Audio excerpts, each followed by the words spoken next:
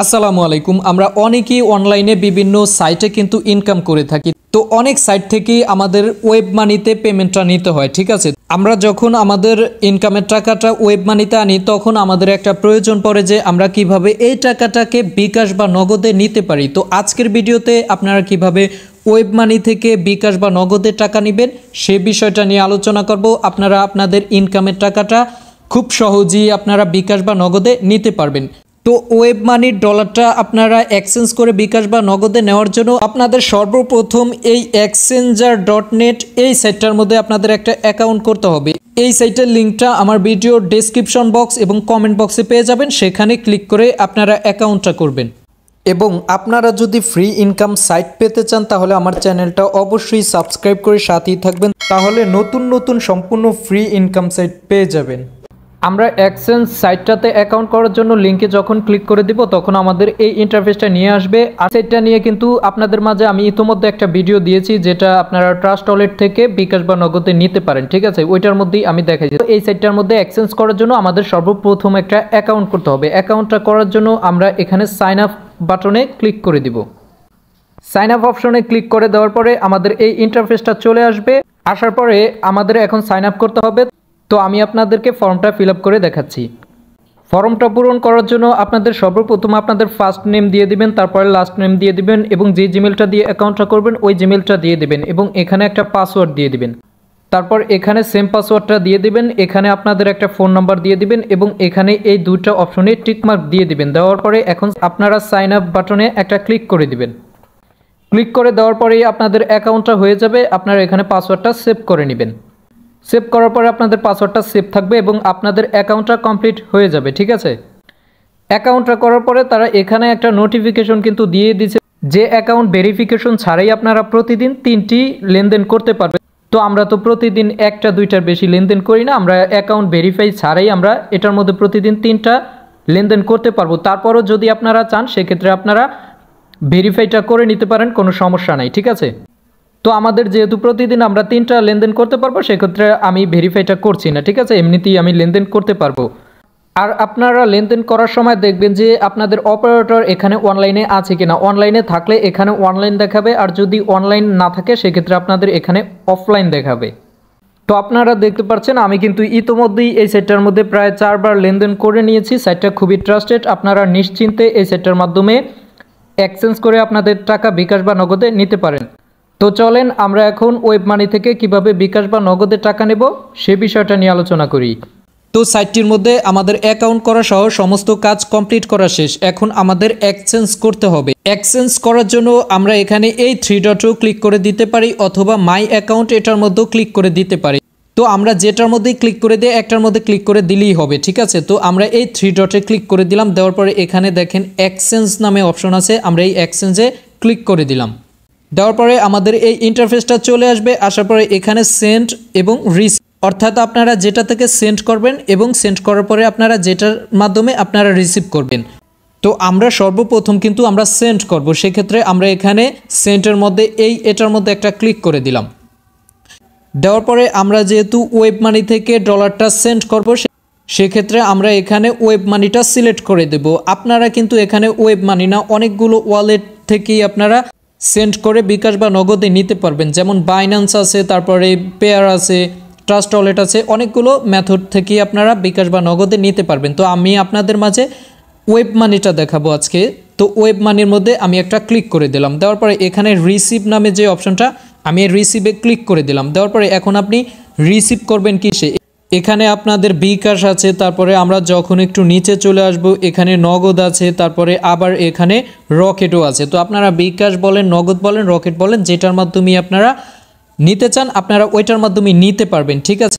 তো আমি আপনাদের মাঝে আজকে বিকাশে পেমেন্টটা নেব, সেক্ষেত্রে আমি বিকাশ পার্সোনালটা এখানে সিলেক্ট করে দিলাম। দেওয়ার পরে আমি যখন একটু নিচে চলে আসলাম, আসার পরে এখানে এক্সচেঞ্জ নামে অপশনটা আমি একটা ক্লিক করে দিলাম।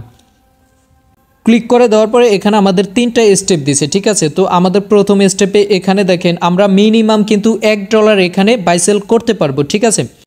এবং $1 কিন্তু আমাদের মাঝে 96 টাকা করে পড়বে, ঠিক আছে।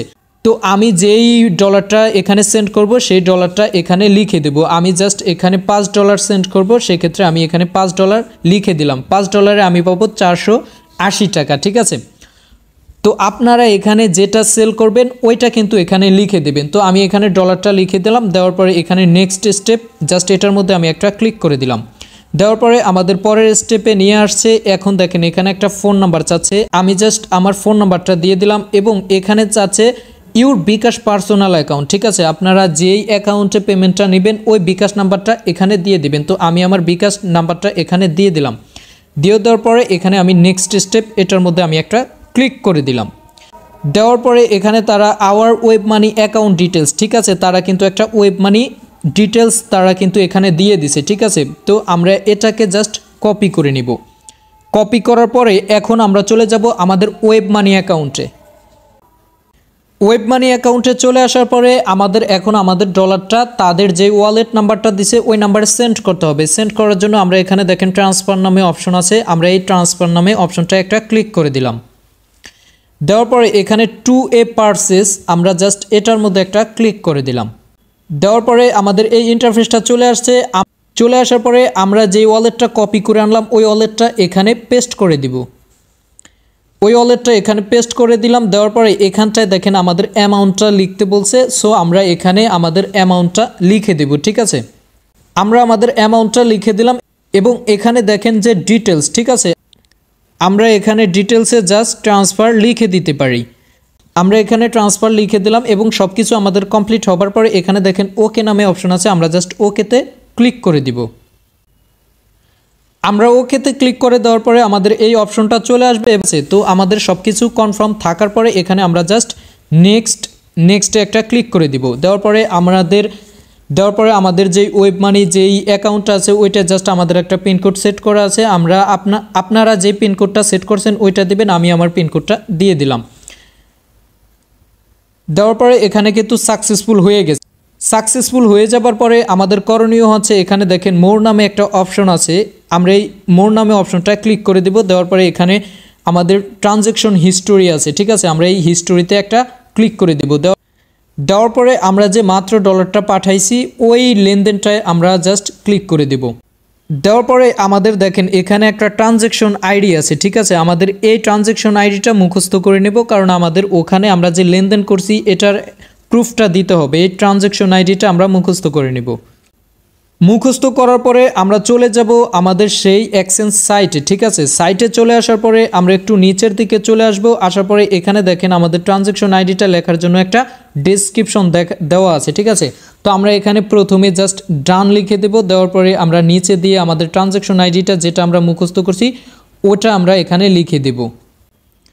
আমাদের ট্রানজ্যাকশন আইডিটা লিখে দেওয়ার পরে আমরা আবার একটু চেক করে নিব যে আমাদের ট্রানজ্যাকশন আইডিটা ঠিক আছে কিনা। 1887640003, ঠিক আছে, 1887640003।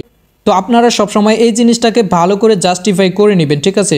ট্রানজ্যাকশন আইডিটা কমপ্লিট করার পরে এখানে জাস্ট আমরা কনফার্মে একটা ক্লিক করে দিব।